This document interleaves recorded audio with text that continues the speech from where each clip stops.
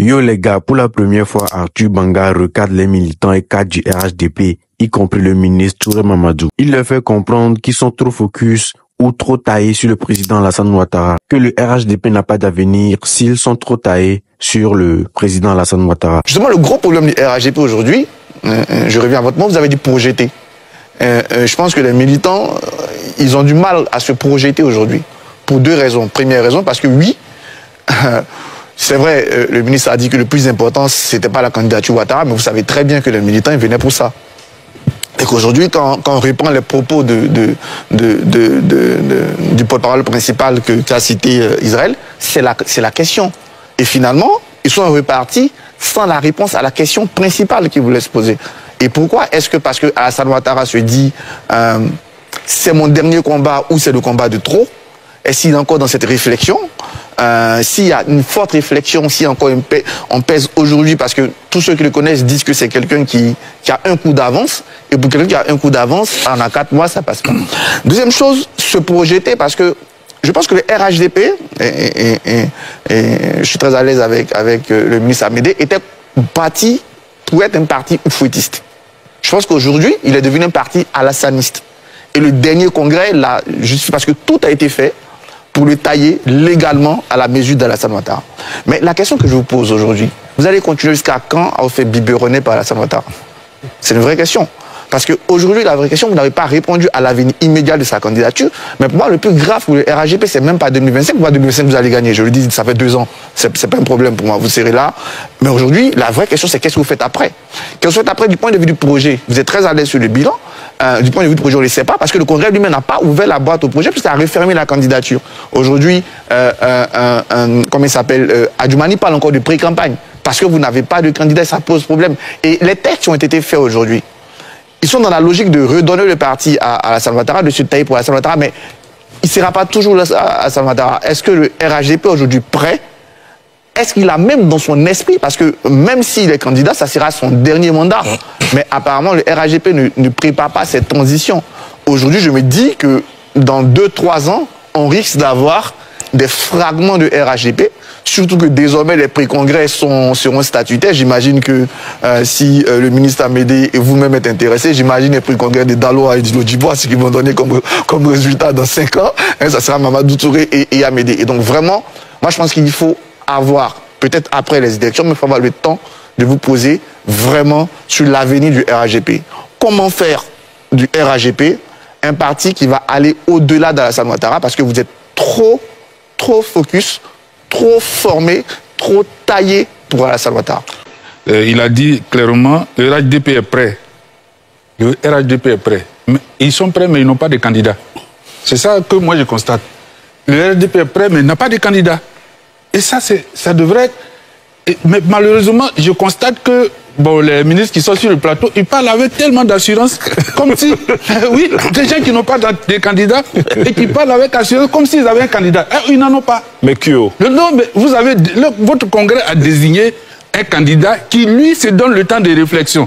Et il pourrait dire autre chose. Mais imaginons même que le congrès, je veux dire, ils disent oui. Mais ils peuvent...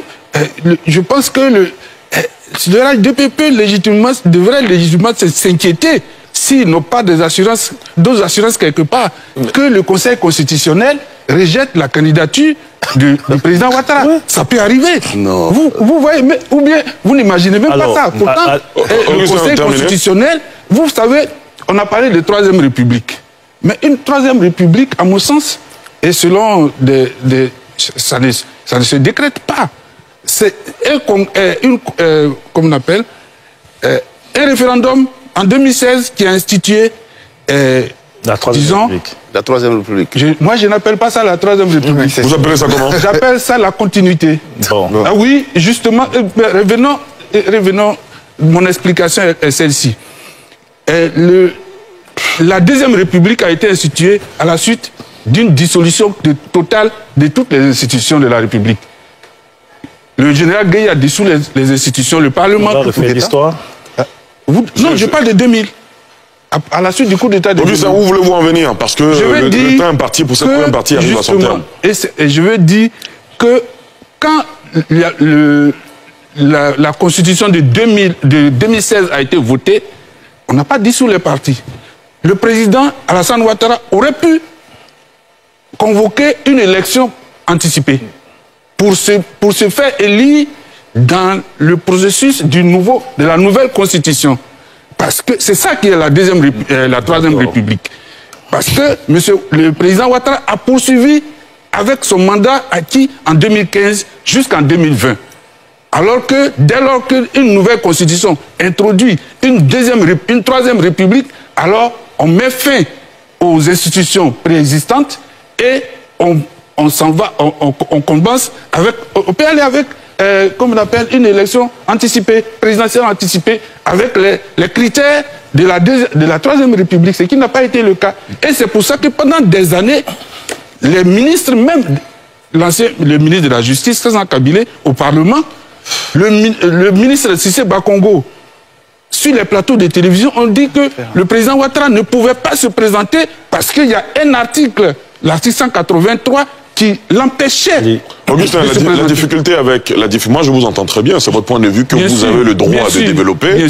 La difficulté, c'est qu'il y a une décision du Conseil constitutionnel. Justement, mais les décisions du Conseil... Et vous êtes bien placé pour savoir que quand on ouvre ce débat, non, je comprends bien. On n'en finit pas. Donc vous avez développé pendant un moment, est-ce qu'ils peuvent réagir? Justement, non, je finis. Finissez. Je finis et je dis, les décisions du Conseil constitutionnel et Cour suprême, on sait très bien qu'on peut les remettre en cause en Côte d'Ivoire. D'accord, très bien. Mamadou Touré. À cette allure, on ne va pas s'en sortir.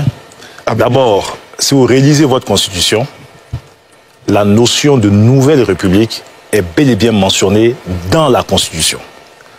Deuxième élément, ça a été dit par Ali, Cissé Bakongo a dit, Sansanka a dit, mais vous vous rappelez aussi que Mamadou Koulibaly a dit que si la constitution a été votée, Ouattara pourrait se présenter. Afin Guessan l'a dit aussi. Ce sont des avis. Le Conseil constitutionnel a écouté tous les avis, a émis son analyse, son interprétation et a tranché. Et dans le sens donc, de la décision du Conseil constitutionnel, le président Ouattara peut faire 2 mandats. Donc, il a un mandat qui arrive à expiration, il a encore un nouveau mandat qu'il peut faire. Maintenant, il reviendra au président Ouattara de décider. S'il décide de faire acte de candidature, il ne fera pas de candidature. Mais pourquoi vous vous préoccupez tant pour les militants du RHDP? Nous sommes mobilisés par millions sur l'ensemble du territoire national. Nous sommes mobilisés par centaines de milliers au stade EBMP pour demander à Alassane Ouattara d'être notre candidat. Le président dit, écoutez, faites-moi confiance. Je vous ai entendu, je vous ai compris. Mais donnez-moi quelques jours pour prendre une décision à mon âme et conscience. Nous, ça ne nous pose pas de problème. Pourquoi vous, ça vous pose un problème? Vous n'êtes pas militant du RHDP. Oui, c'est notre président. Oui, c'est votre président. Mais vous n'avez jamais été pour lui. Et donc, vous êtes de l'opposition. Et donc, attendez, quand on va désigner... Je ne suis pas de l'opposition. Ah, si. Quand on va désigner...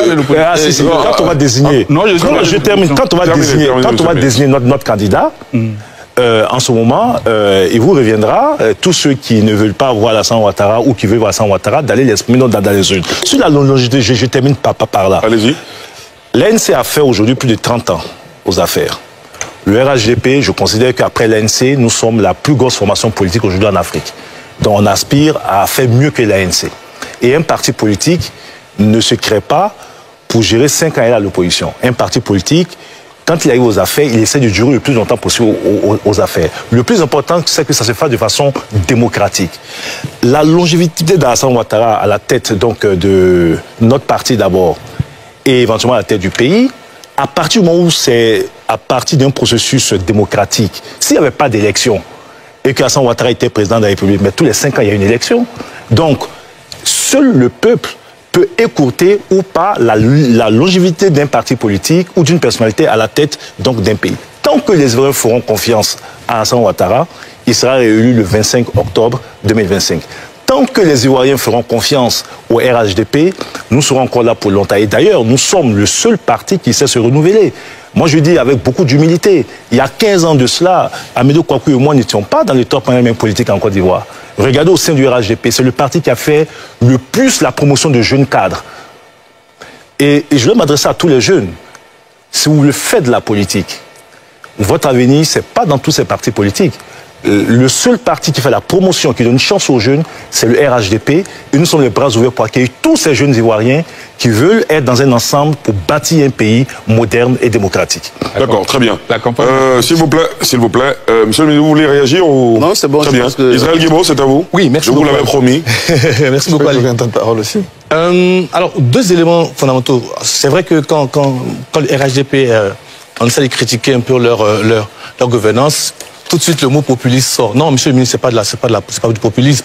C'est juste que c'est notre devoir de critiquer ce que vous faites. Oui, on est d'accord qu'il y a eu des infrastructures qui ont été lancées, on est d'accord qu'il y a des choses qui ont été faites. J'ai même cité, en parlant de corruption, des avancées qui ont été faites, mais on ne voit pas les impacts. Alors, le sentiment que vous donnez, c'est que tout va tellement bien en Côte d'Ivoire. Mais attendez, je viens.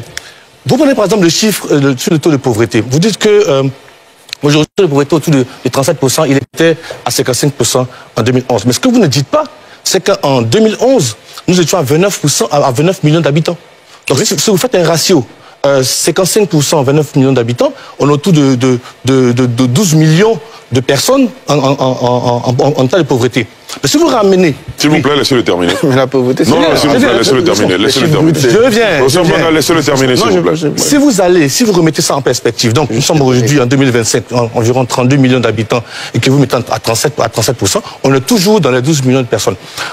Et d'ailleurs, aujourd'hui, vous remarquerez bien que la gouvernance, elle se voit au niveau d'Abidjan, mais à l'intérieur du pays, les disparités sont flagrantes, elles sont beaucoup plus profondes. Donc ce que je veux dire, c'est que, oui, les chiffres parlent, mais vous ne pouvez pas nier aujourd'hui qu'en Côte d'Ivoire, les coûts de denrées alimentaires ont augmenté, le coût du carburant a augmenté.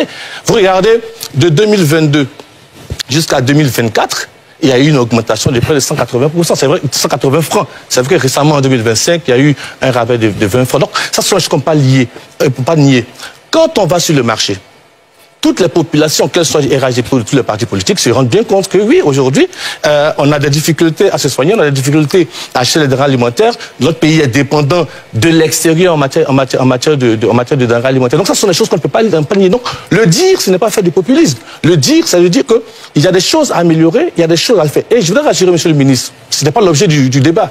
Mais oui, s'il y a un débat, on le fera, mais c'est pas ça l'objet du débat ce soir. Ça, je l'ai rappelé tout à l'heure. Oui, mais c'est bon de le dire. Bien sûr. C'est bon de le dire. Aujourd'hui, nous sommes dans le thème de cette session. Tout à fait. Quel est l'après-RHDP? Nous disons que l'après-RHDP, bon, c'est d'expliquer à vous militants. L'après-congrès. L'après-congrès du RHDP.